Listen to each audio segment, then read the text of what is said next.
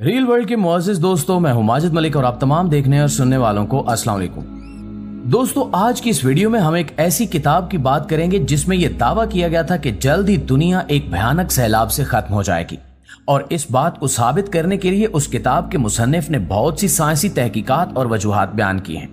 आइए देखते हैं कि आया इस किताब की असल हकीकत क्या है और अमेरिकन इंटेलिजेंस एजेंसी से इसका क्या लेना देना है। तो दोस्तों, साल 2013 में अमेरिकन इंटेलिजेंस एजेंसी CIA ने अपनी ऑफिशियल वेबसाइट पर एक किताब पब्लिश की थी।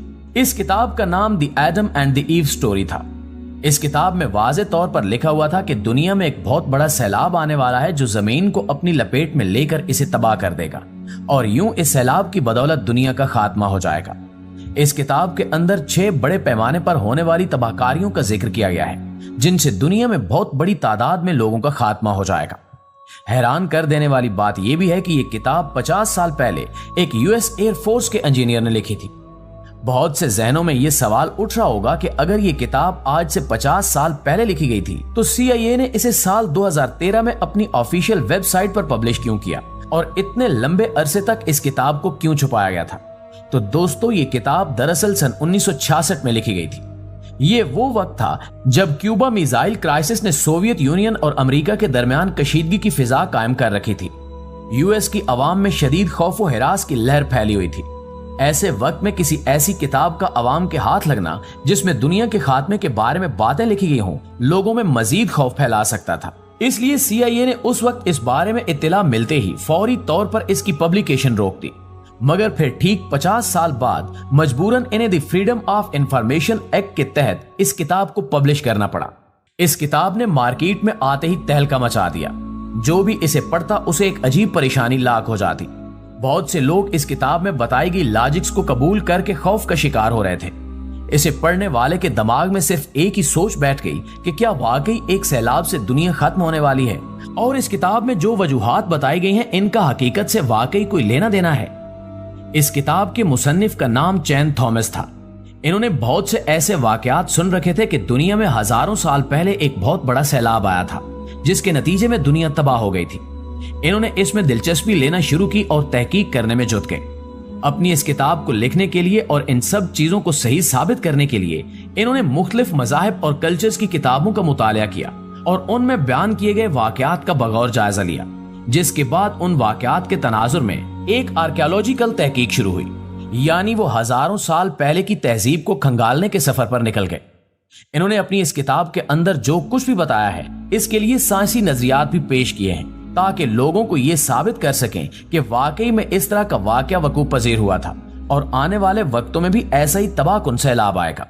नाज़रीन ग्रामी, कुरान पाक में पिछली उम्मतों पर आए गए अजाब का जिक्र वाज़े अल्फाज में किया गया है, और ये भी बताया गया है कि अल्लाह की नाफरमानी करने पर किस तरह पूरी की पूरी कौमें सफ़े हस्ती से मिटा दी गई थी।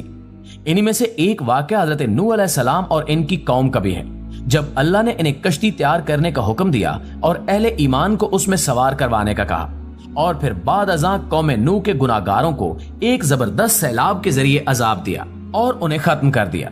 इस वाक़े का जिक्र ना सिर्फ कुरान पाक बल्कि दीगर मजहबी और कल्चर किताबों में भी मिलता है। हर एक किताब में इन लोगों ने कुछ तब्दीलियों के साथ इस वाक़े को अपने अपने अंदाज में बयान कर रखा है।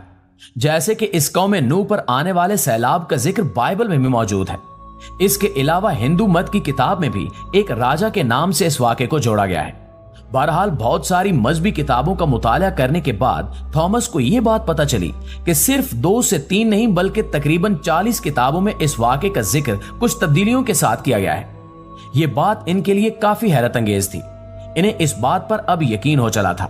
इन्होंने वक्त की खोज करना शुरू की, जिससे इन्हें पता चला कि इस वाक़े के वकूअ पजीर होने का वक्त लगभग 7000 से 9000 साल पुराना बताया गया है।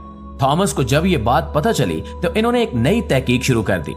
इन्होंने आर्कियोलॉजिकल एविडेंस ढूंढने शुरू कर दिए, और इसी खोज के दौरान इन्हें बहुत सी पुरानी तहजीबों के आसार मिलना शुरू हुए। अपनी पहली खोज के दौरान इन्हें 2 ऐसी तहजीबों के नकूश मिले जो इनके बकौल उस सैलाब की वजह से तबाह हो गई थी। इनमें से एक तहजीब वही मानी जाती है जिसका जिक्र अफलातून ने अपनी किताबों में किया था, जो कि किसी वजह से पानी में डूब गई थी। हैरत अंगेज तौर पर यह खित्ता पानी में अलग अलग दायरों की सूरत में बसा हुआ था।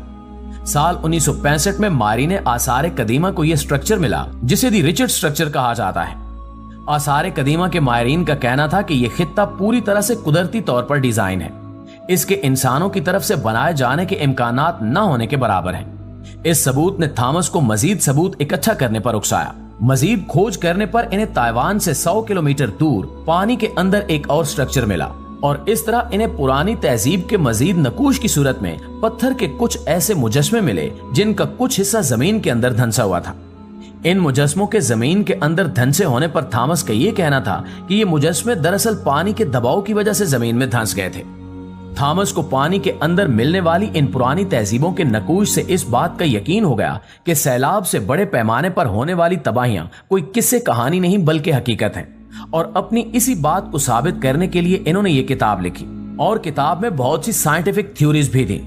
इन्हें यह तो पता चल गया था कि ये सैलाब हकीकत में आए थे, मगर इनके आने की असल वजह क्या थी ये समझाने के लिए इन्होंने पोल शिफ्ट्स की थ्योरी पेश की।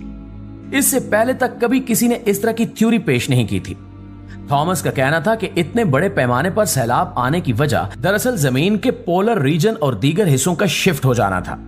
जमीन जो कि अपने मदार में घूमती है, इसके साथ तमाम चीजें भी घूमती हैं, जैसे कि लैंड मैसेज वगैरह।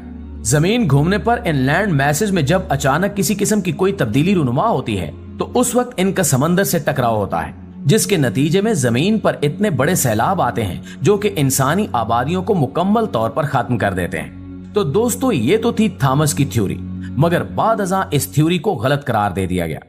थॉमस ने अपनी उस किताब में वाज़े तौर पर यह लिखा कि जैसे हजारों साल पहले होने वाले सैलाब की वजह से इंसानी आबादियां सफ़े हस्ती से मिट गई थी, बिल्कुल इसी तरह जल्दी जमीन दोबारा बहुत बड़े सैलाब का शिकार होकर खत्म हो जाएगी और इसकी वजह होगी लैंड मैसेज का समंदर से टकराव। इस थ्योरी को बाद में आने वाले थ्योरिस्ट ने नामुकम्मल करार दिया है। कहा जाता है कि इस किताब में बताई जाने वाली थ्योरीज बस एक फिक्शन है, इससे ज्यादा कुछ नहीं। तो दोस्तों ये थी एक साइंसी खोज, मगर हकीकत यह है कि अल्लाह ने कुरान पाक में पिछली उम्मतों पर भेजे गए अजाबों के बारे में हम सबको बाखबर कर दिया है और हम सब भी बखूबी जानते हैं कि कयामत तो आनी ही आनी है और एक न एक दिन इस दुनिया का मुकम्मल तौर पर खात्मा जरूर होगा।